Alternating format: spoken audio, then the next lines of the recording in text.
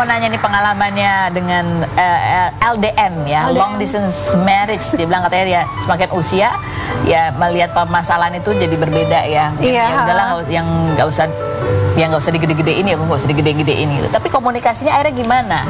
Apa sejauh inilah hikmahnya yang bisa membuat itu terus bisa bertahan, bisa lebih harmonis itu apa? Satu karena emang faktor perlu waktu gitu. Kalau tahun-tahun pertama memang susah banget, luar biasa. Tapi udah masuk. Ini sekarang tahun ketiga kan gak kerasa ya, gue udah 3 tahun kawin, Masya Allah. Udah kayak yang bisa apa ya, udah tahu flow-nya bagaimana gitu. Jadi ada ombak apa segala macam. Nah, kodanya itu udah bisa menyetir untuk baik gitu, menyeimbangkan semuanya. Terus di sisi akunya juga mungkin ya udah lebih banyak nerima aja jadinya kondisi-kondisi yang emang ya mau kita berpasangan dengan siapapun pasti ada ujiannya kan. Mungkin yang ini ujiannya begini, yang di sana ujiannya begitu. Jadi mau siapapun pasangannya, mau ganti berapa kali pun pasti ada namanya ujian dalam pernikahan. Masih ada. Gitu. Jadi bedanya Terry Putri di pernikahan waktu masih muda umur berapa dan sekarang di usia sekarang menjalani pernikahan tuh pandangan apa yang berbeda? Kalau dulu kayaknya ada masalah dikit udah gitu ya nggak sih, apalagi kita berasa mandiri, semua bisa apa segala macem gitu. Jadi lebih apa ya, dikit-dikit tuh kayak dulu lah, dikit-dikit klarifikasi apalah gitu. Kalau sekarang oh ya udah, apalagi usia, banyak pengalaman hidup, jadi banyak hal yang dilihat dari sisinya. Ya udah nerima, ada hal baik apa yang bisa diambil dari sini ya, pelajaran apa ya, gitu aja sih. Itu aja ya. Banyak lah belajar dari tayangan-tayangan, dari orang sekitar apa segala macam. Informasi lebih banyak dibandingin dulu juga ya. Yang penting adalah jangan stres. Ya Pok Eli, jangan stres Pok. Ya, cari duit ya Pok. Baik, yang berikut ada Putri Yuna juga yang kemarin baru menjalankan ibadah umroh di bulan Januari. Dan juga ya ini ada berita juga nih, kalau lagi kerja, ini kan rezeki kita nggak pernah tahu datang dari mana ya. Sawerannya katanya lebih gede dari honornya. Masya Allah. Dan profilnya berikut ini. Oke, kita sudah bersama dengan DJ Una yang kemarin baru menjalankan ibadah umroh. Kita lihat tuh postingannya ya. Yang berikut ini bersama anak ya dan orang tua. Iya, betul. Ini memang sudah direncanakan atau gimana sih ceritanya kamu sampai bisa? Iya, jadi memang kan sejak selesai COVID kemarin mulai kerja, itu aku bener-bener kerja terus Kak Ros, bener nggak main, nggak yang ngemol-ngemol gitu, enggak, emang fokus. Alhamdulillah kemarin kan sempat yang viral-viral itu, jadi kerjaan aku jadi lebih banyak, itu aku bener-bener fokus. Terus aku sempat mikir, ini alhamdulillah udah ada tabungan, pengen ngajakin keluarga jalan-jalan gitu. Tapi lucunya ternyata tiba-tiba aku tuh kepikiran pengen punya foto keluarga di Tanah Suci gitu Kak Ros. Karena ngeliat-ngeliat di kamar kan ada foto koma anakku, kayaknya di bagian sini nih bagus deh kalau dikasih foto bareng sama keluarga tapi di Tanah Suci.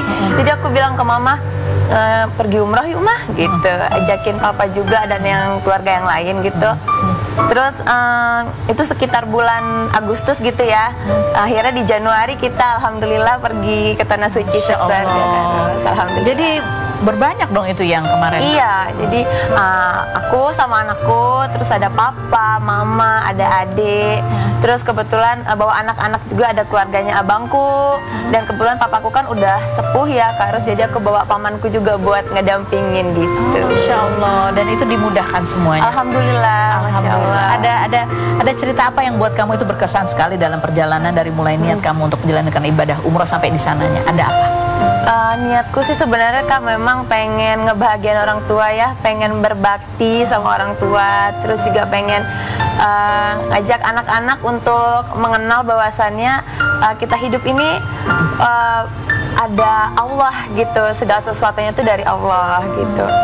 Terus cerita di sana yang ngena banget di aku, jadi ada tragedi nih sebenarnya Kak Ros. Aku sempat sebenarnya kan kesombongan yang tersulit itu adalah kesombongan sama diri kita sendiri ya Kak Ros ya. Jadi waktu perjalanan ke Mekah aku tuh sempat berpikir gitu, enak banget ya gitu, bisa pergi dengan fasilitas yang seenak ini gitu loh. Nyampe lah aku di Mekah nih, kita naik bus. Nah busnya itu bagus Kak Ros, bagus banget. Jadi alhamdulillah kemarin kan aku perginya kan private sama keluarga. Jadi aku tuh sempat nyeletuk gini, enaknya ini nih baru perjalanan nih, busnya bagus. Terus nggak lama busnya tabrakan Kak Ros, diserempet mobil gitu kan. Terus aduh gimana ini di sana kita harus perjalanan karena kita malamnya mau tawaf kan. Akhirnya kita dari bus yang bagus itu pindah ke taksi yang gak ada AC-nya, yang sempit ya, karena kita sempit-sempitan ya 2 taksi. Terus aku mikir gini, astagfirullahaladzim, ternyata kalau Allah mau menggantikan sesuatu, membolak-balikan sesuatu tuh gampang banget ya. Yang tadinya aku naik bus nyaman ber-AC, ternyata aku pindah ke taksi yang bahkan AC-nya pun gak ada gitu loh. Perjalanan kita yang harusnya nyampe jam 7 muter-muter macet gitu ya, karena harusnya kan kalau nggak ada kejadian itu kita nggak ngelewatin orang sholat maghrib gitu ya, kan ditutup semua. Udah nyampe, akhirnya kita nyampe jam 9 malam. Terus aku ngucap, oh oke, jadi ternyata apa yang aku dapat semua ini itu memang atas izin Allah. Dan aku nggak boleh lupa, terkadang sesuatu yang kita dapat ini ya memang kita syukuri, tapi bisa aja bisa jadi ujian kah buat kita gitu ya Kak Ros. Jadi alhamdulillah, tapi segala sesuatunya lancar sih Kak Ros. Alhamdulillah.